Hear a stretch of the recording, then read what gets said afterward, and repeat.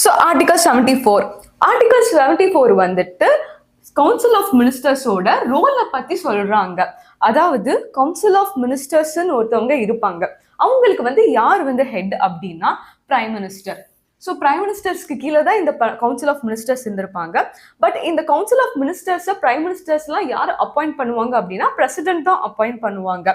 அதே மாதிரி இந்த கவுன்சில் ஆஃப் மினிஸ்டர்ஸ் அப்பாயிண்ட் பண்றப்போ பிரசிடென்ட் வந்துட்டு பிரைம் மினிஸ்டர் கிட்ட ஒரு அட்வைஸும் மாதிரி கேட்டுக்கலாம் அப்படிங்கிறதையும் நீங்க சொல்லுவாங்க.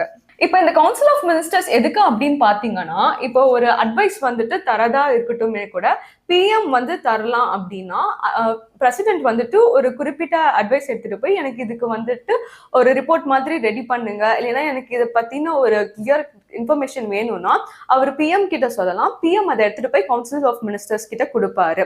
ஸோ இதனாலதான் வந்துட்டு கவுன்சில் ஆஃப் மினிஸ்டர்ஸை வந்துட்டு பிரசிடென்ட்டே வந்து டைரக்டா அப்பாயிண்ட் பண்றாங்க.